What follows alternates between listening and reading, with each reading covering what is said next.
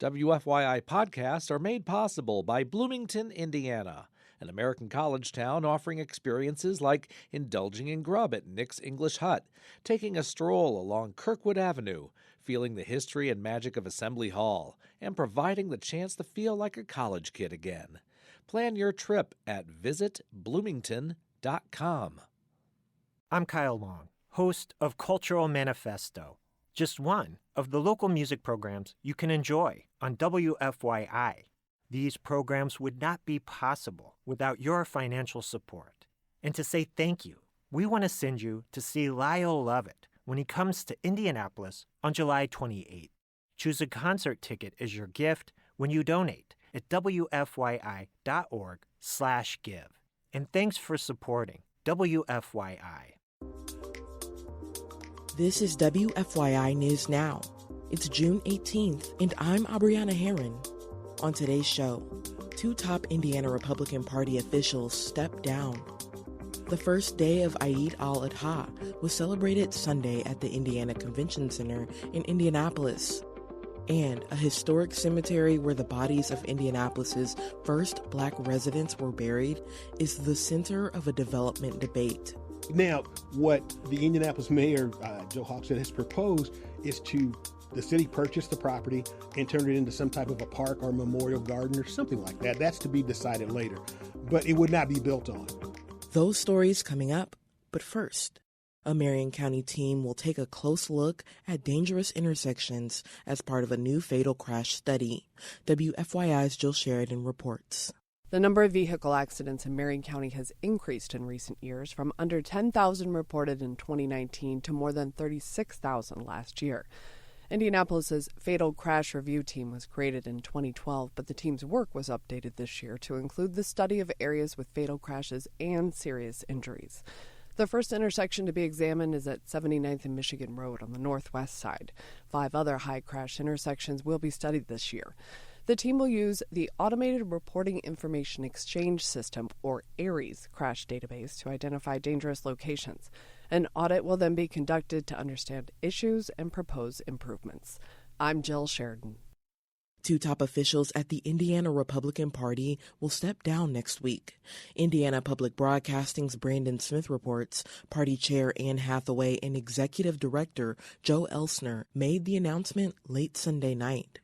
Hathaway became the first woman to lead the Indiana Republican Party 10 months ago. In a statement Sunday night, she says she and Elsner were always going to serve in their roles on a temporary basis. Hathaway says the plan was to lead the organization until after the 2024 primary election, allowing the new gubernatorial nominee, in this case Mike Braun, to choose more permanent party leadership. A new state party chair will be chosen June 24th by the party's central committee. Hathaway and Elsner's announcement also comes one day after Braun's choice for running mate failed to earn the nomination for lieutenant governor at the state GOP convention. For Indiana Public Broadcasting, I'm Brandon Smith at the State House. Nearly 1.8 billion Muslims across the globe are celebrating Eid al-Adha. WFYI's Farah Yusri reports thousands of Indiana's Muslim residents gathered over the weekend for a special prayer to celebrate the first day of Eid on Sunday. Eid al-Adha is one of 2 Muslim holidays. In Islam, it's a celebration of Abraham's readiness to sacrifice his son as an act of obedience. The holiday also celebrates the end of Hajj, that's the journey of pilgrimage to Mecca. In Indianapolis, thousands of people gathered at the convention center downtown for a prayer. Mariam Qureshi is an attorney and a mother of 4. She's also a secretary for As-Salam Foundation, one of the organizers of the prayers. She says as the daughter of immigrants, she knows firsthand the importance of community celebrations, especially for children. We want them to feel like, oh my gosh, I might not necessarily look the same as people in my class, but I look like the same people that come together and pray together. The event was a unified prayer of 5 different congregations in Hamilton County and Indianapolis. I'm Farah Yusri.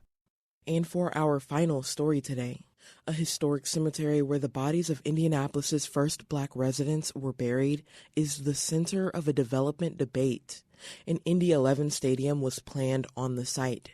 That plan is now compromised by the city's interest in a new Major League Soccer team. WFYI's Jill Sheridan sat down with historian Leon Bates, who's been working with the city to understand more about how many are buried at the Green Lawn Cemetery. He estimates there could be more than 15,000 bodies. You know, you and I stood outside the old diamond chain factory about a year ago before demolition started, and we talked about the history of this site on the riverfront there. We talked about the fact that many bodies that were interned at Green Lawn Cemetery likely had never been removed, and that was an issue as development was coming. How are you feeling today? You feel like you knew this was going to happen. You tried to warn people that it would happen, but myself and a few others were ignored, and what we had warned has now come to fruition. Keystone has now unearthed right around 100 sets of remains. But with that said, it was a common practice in the 19th century for unscrupulous cemetery operators to bury more than one person in a grave, to reuse a grave. And that's what they're discovering now, is that there's more than one set of remains that's come out of a single grave. So we may have more than 100 people that we're trying to account for. The anthropologist is not done yet. They are still trying to sort that out, and we will eventually get a full number from them. The city does own part of this property that's planned for a bridge across the White River. What have you learned? What has the city learned in the past year that we didn't know a year ago? The city of Indianapolis, DPW, and the mayor's office has come a long way. We are light years now from where we started. When we first talked to them, most of the city employees had no idea, but we're talking about people that their grandparents may not have been born when that cemetery was closed, so they had no idea. And what little was known was bad information. Several said, well, we were told that everyone was moved. Others said, I'd never heard of it. Some said, well, yeah, I heard of it, but, it's been gone for so long. We had to explain, like I'm explaining to you now, what we know and what we don't know. The city started to really have some internal conversations and have some hesitation about building on that site. And that's what's happened before. That's how we got in this position, is that diamond chain built on top of the Peck Cemetery. This has been going on over there since 1917 when they built that first building. So as we speak today, Keystone obviously still owns the property, although the city has offered to buy the property. Mm-hmm. And Keystone has a plan to remove the bodies and reinter them at a cemetery in Wayne Township.